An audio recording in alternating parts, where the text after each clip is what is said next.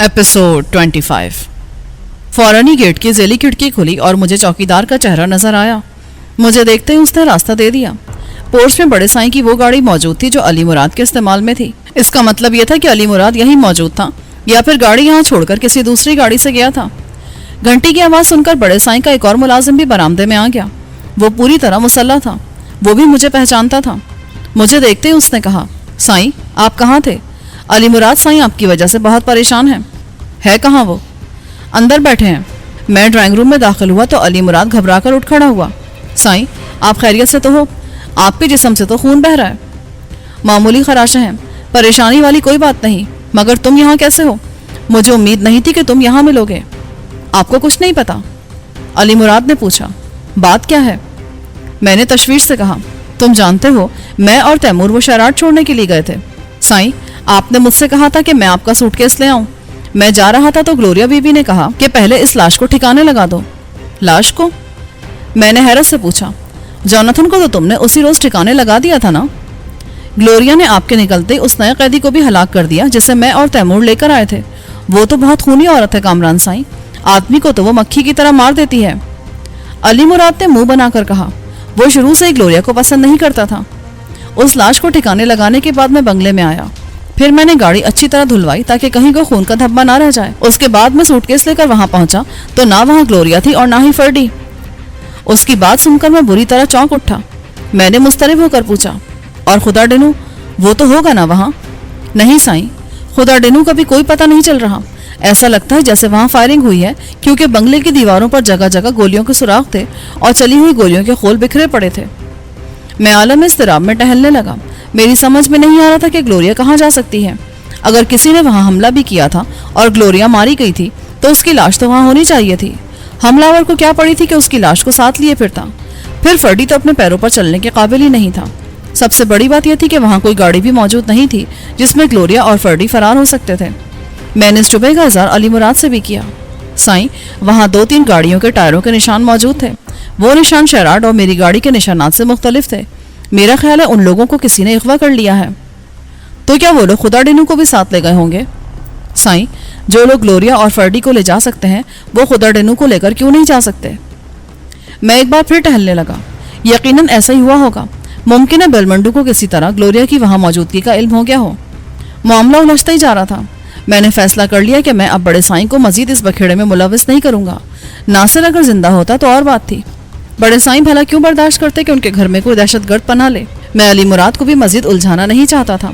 मैंने फैसला कर लिया कि अब मैं जो कुछ करूंगा तन्हाई करूंगा।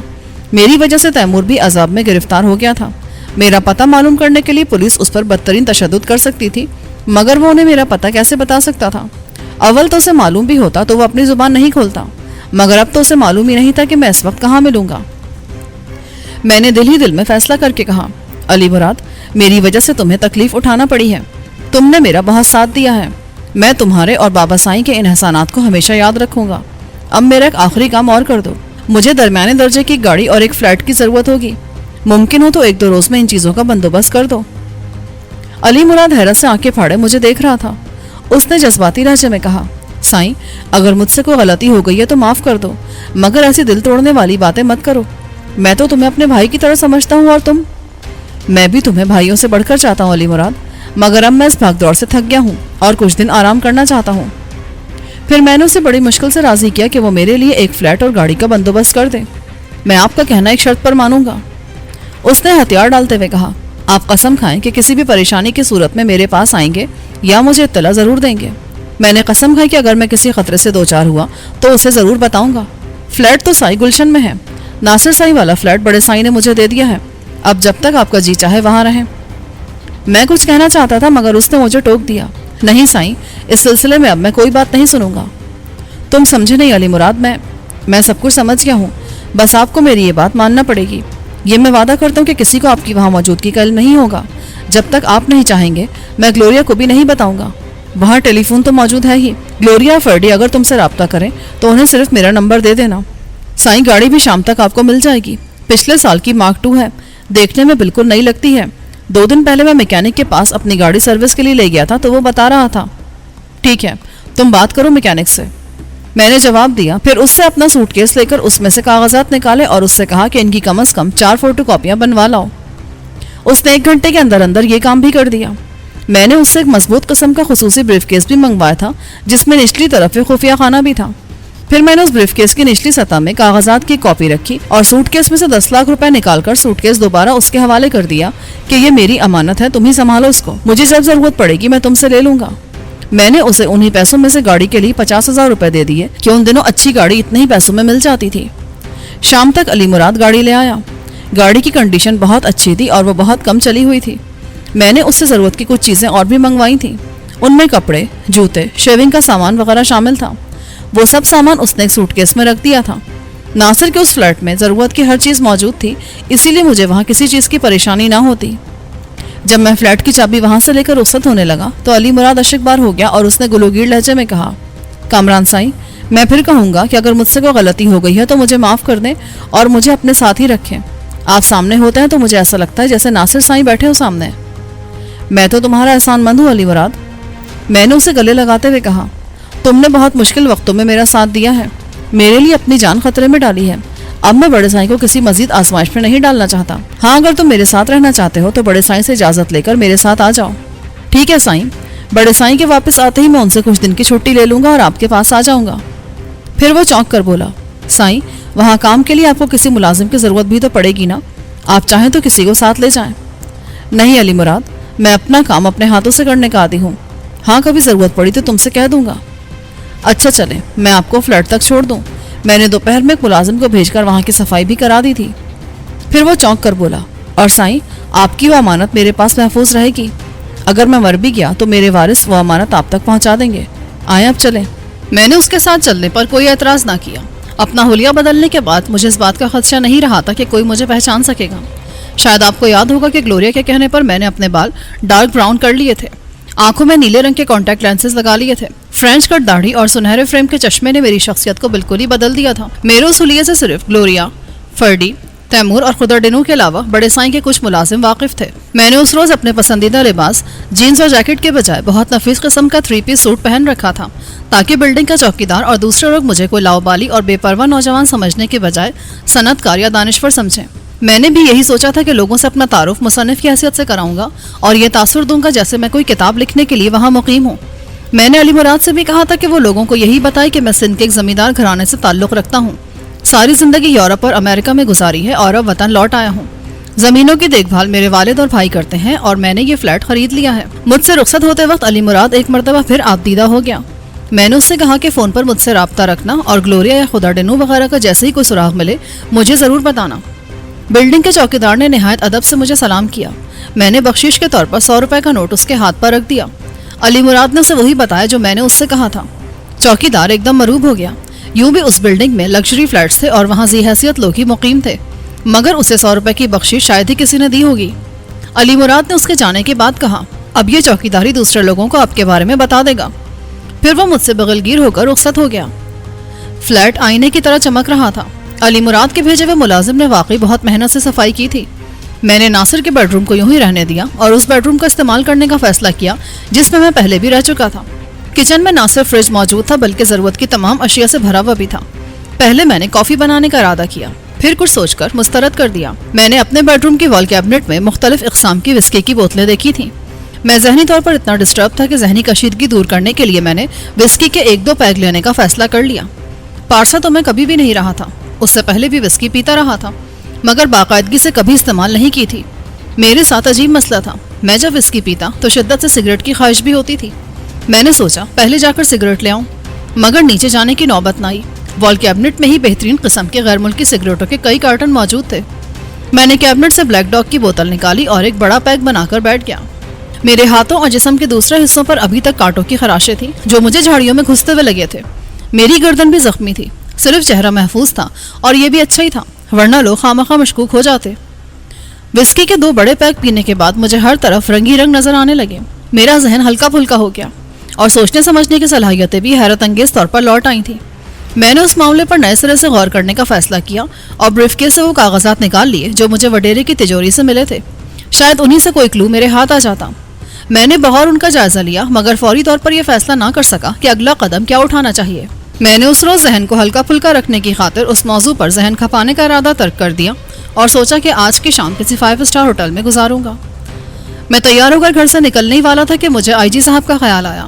میں کم از کم تیمور کی رہائی کے سلسلے میں ان سے مدد لے سکتا تھا۔ تیمور میرے ساتھ ہوتا تو میری قوت دگنی ہو جاتی۔ میں نے جیب سے ٹیلی فون انڈیکس نکالی اور اس میں سے دیکھ کر آئی جی صاحب کا نمبر ڈائل کر دیا۔ دوسری طرف سے کسی عورت نے فون اٹھایا۔ وہ لب و لہجے سے ملازمہ لگ رہی تھی۔ مجھے آئی جی صاحب سے بات کرنی ہے، میں نے باوقار لہجے میں کہا۔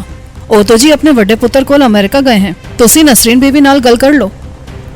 مجھے کسی نسرین بی بی سے کیا کہنا تھا، مگر اچانک اس نے فون اسے دے دیا۔ پھر دوسری طرف سے ایک مترنم آواز سنائی دی۔ ہیلو، کون صاحب بول رہے ہیں؟ وہ روا انگلش میں بولی۔ مجھے آئی جی صاحب سے بات کرنا تھی۔ میں نے بھی خالص امریکن لہجے میں کہا۔ یہ لہجہ میں نے گلوریا کو دیکھ کر اپنایا تھا۔ ڈیڈی اسٹیٹس گئے ہوئے ہیں، اگلے مہینے تک واپس آئیں گے، میں آپ کی کوئی مدد کر سکتی ہوں؟ Thank you so very much miss Nasreen, مجھے صرف انہی سے کام تھا۔ یہ کہہ کر میں نے فون بند کر دیا۔ آئی جی صاحب کے نہ ہونے سے مجھے شدید مایوسی ہوئی تھی۔ مجھے تیمور کی طرف سے تشویش تھی۔ پولیس والوں نے اب تک نہ جانے اس پر کتنا تشدد کیا ہوگا۔ اس پر کوئی سنگین الزام اب تک نہیں تھا۔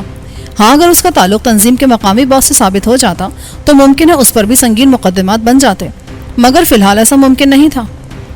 اس کا قصور فی الحال صرف اتنا تھا کہ وہ میرا ساتھی تھا۔ پھر مجھے ان پولیس والوں کا خیال آیا جو میرے ہاتھوں زخمی ہوئے تھے۔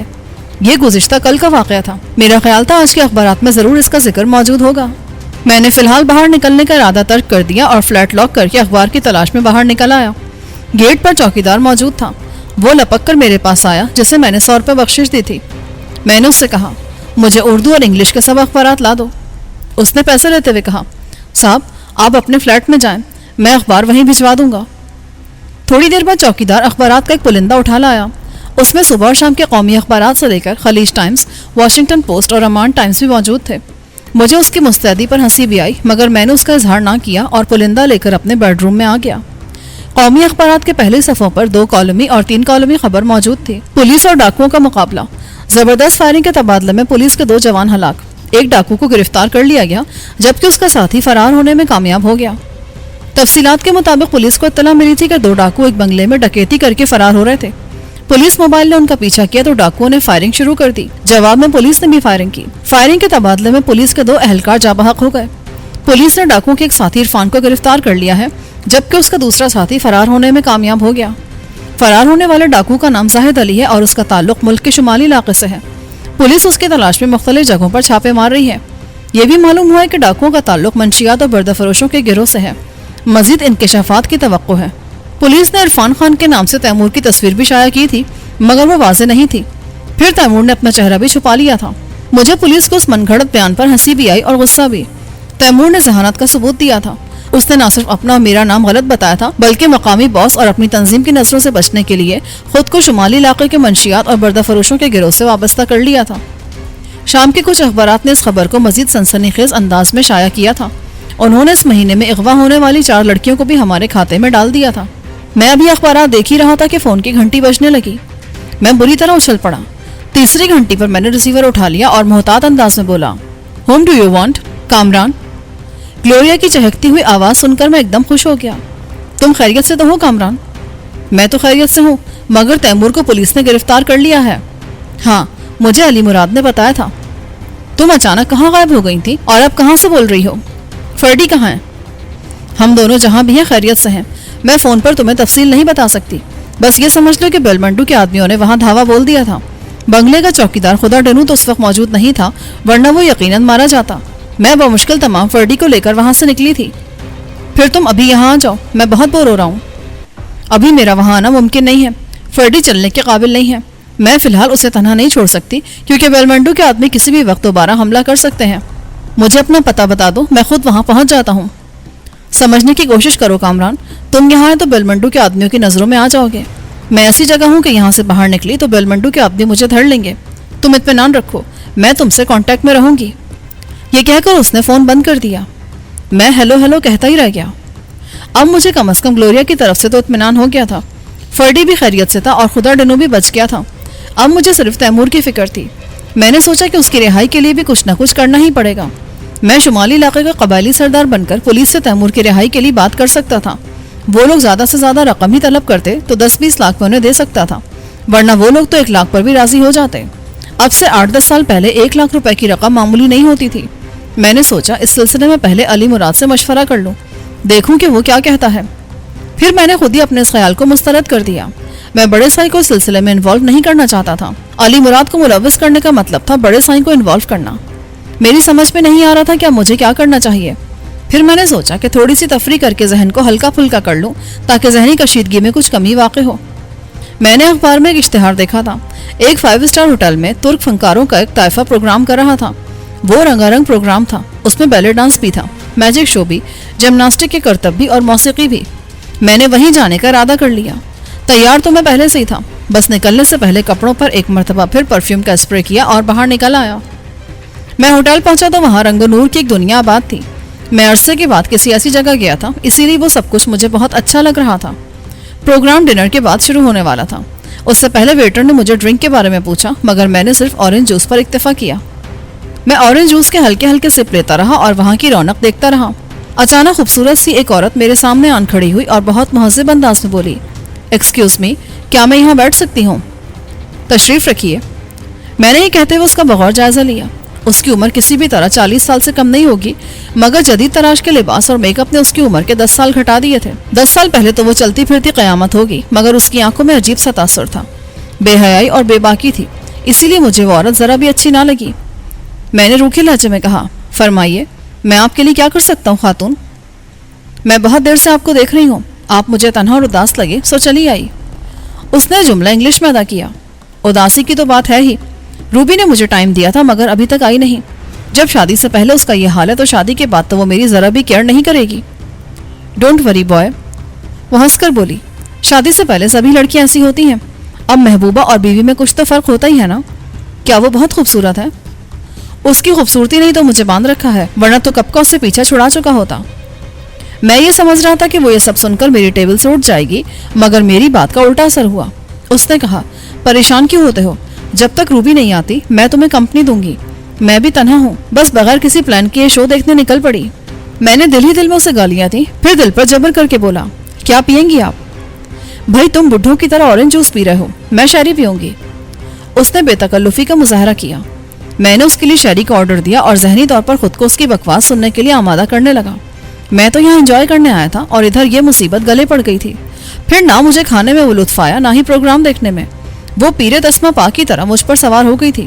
شراب بھی اس پر اثر دکھانے لگی تھی، اسی لیے وہ مزید بہک رہی تھی۔ میں نے ویٹر کو بلا کر بل ادا کیا اور وہاں سے اٹھنا چاہا تو وہ بھی میرے ساتھ کھڑی ہو گئی۔ میں جھنجھلا کر بولا، میں ذرا ٹوائلٹ تک جا رہا ہوں، ابھی میں روبی کا انتظار کروں گا۔ یہ کہہ کر میں ٹوائلٹ کی طرف گیا، پھر اس کی نظریں بچا کر ہوٹل سے نکل آیا، پارکنگ لاٹ سے اپنی گاڑی نکالی اور فلیٹ کی طرف روانہ ہو گیا۔ میں اپنے خیالات میں گم چلا جا رہا تھا کہ مجھے اپنی گاڑی کی ہیڈ لائٹس کی روشنی میں ایک لڑکی دکھائی دی۔ وہ بھاگتی ہوئی اچانک سڑک پر آ گئی تھی۔ اس کے پیچھے پیچھے 2 آدمی بھی تھے۔ میں نے ان کے نزدیک پہنچ کر بریک لگائے تو وہ لڑکی چیخ کر بولی، بچاؤ مجھے ان بدماشوں سے۔ جاؤ صاحب اپنی راہ لو، ان میں سے ایک آدمی نے غرا کر کہا۔ میں نے دونوں کا غور سے جائزہ لیا۔ ان میں سے ایک ادھیڑ عمر تھا، اس کا جسم خاصا فربا تھا اور گردن انتہا سے زیادہ چھوٹی۔ دوسرا نوعمر اور خاصا خوش شکل تھا اور اپنے لباس سے کسی اچھے گھرانے کا فرد لگ رہا تھا۔ لڑکی بھی خاصی حسین تھی، اس کا چہرہ پسینے سے شرابور تھا اور آنکھوں میں وحشت تھی۔ میں نے درشت لہجے میں ادھیڑ عمر آدمی کو مخاطب کیا، کیوں اس لڑکی کے پیچھے پڑے ہو؟ چلو بھاگو یہاں سے۔ یہ کہہ کر میں نے دروازہ کھول کر نیچے اترنا چاہا۔ اس نے کار کا ادکھلا دروازہ پکڑ لیا اور خوفناک لہجے میں بولا، گاڑی سے نیچے اترنے کا مطلب یہ ہوگا کہ تم اپنی زندگی سے بیزار ہو چکے ہو۔ اب مجھے اس کے ہاتھ میں پکڑا ریوالور بھی دکھائی دے رہا تھا۔ لڑکی کو نوجوان نے پکڑ رکھا تھا۔ میں نے مصالحانہ انداز میں کہا، ٹھیک ہے، اس وقت تم منمانی کر لو، مگر میں تمہیں چھوڑوں گا نہیں۔ یہ کہہ کر میں نے دوبارہ دروازہ بند کر لیا۔ وہ کچھ مطمئن سا ہو گیا۔ میں نے اچانک دروازہ کھولا اور پوری قوت سے اس کے جسم پر مار دیا۔ وہ لڑکھڑا گیا۔ میں نے دوسرے لمحے جس لگائی اور اسے لیے ہوئے زمین پر ڈھیر ہو گیا۔ اس کا ریوالور والا ہاتھ اب میرے قبضے میں تھا۔ نوجوان نے اچانک مجھ پر چھلانگ لگائی، مگر میں اس کی طرف سے بھی غافل نہیں تھا، اسی لیے اس موٹے کو چھوڑ کر اچانک قلع بازی کھائی اور دوسری طرف چلا گیا۔ نوجوان کی وہ لات جو میری وسلیوں میں لگتی موٹے کے سر پر لگی اور وہ کرہا کر رہ گیا۔ پھر میں نے نوجوان کو سنبھلنے کا موقع نہیں دیا اور لیٹے ہی لیٹے اپنی پشت پر زور لگا کر اس کے سر پر زوردار لات رسید کی۔ وہ کوئی آواز نکالے بغیر اپنے ساتھی کے قریب گر کر بے ہوش ہو گیا۔ میں کپڑے جھاڑ کر اٹھا، احتیاطاً ان دونوں کے سروں پر रिवॉल्वर के दस्ते से एक एक ज़रब लगाई, फिर लड़की की तरफ मुतवज्जो हुआ। तुम इतनी रात का इस सुनसान सड़क पर क्या कर रही थी? मैंने अखड़ लहजे में पूछा। आज दरअसल मेरे कॉलेज में फंक्शन था, वहां से वापसी पर मेरी गाड़ी खराब हो गई। मैं परेशानी के आलम में सड़क पर खड़ी किसी टैक्सी का इंतजार कर रही थी कि ये दोनों आन पहुंचे और मुझे जबरदस्ती अपनी गाड़ी में बिठाना चाहा। उसके बाद क्या हुआ ये तो आप भी जानते हैं। आपका बहुत बहुत शुक्रिया कि आपने मेरी इज्जत बचा ली। लड़की ने एक ही सांस में सब कुछ कह दिया। उसके लहजे में कोई ऐसी बात थी कि मुझे उसकी कहानी पर यकीन नहीं आया। मैंने पूछा, तुम्हारी गाड़ी कहाँ है? यहाँ से कुछ फासले पर खड़ी है। और उन लोगों की गाड़ी किधर है? वो भी वहीं है। लड़की अब कुछ परेशान सी हो गई। आओ मेरे साथ। मैंने उसे गाड़ी में बैठने का इशारा किया। पहले तुम्हारी गाड़ी वहां से हटा दो। वो कुछ कहे बगैर गाड़ी में बैठ गई। फिर मैंने इंजन स्टार्ट किया और गाड़ी आगे बढ़ा दी।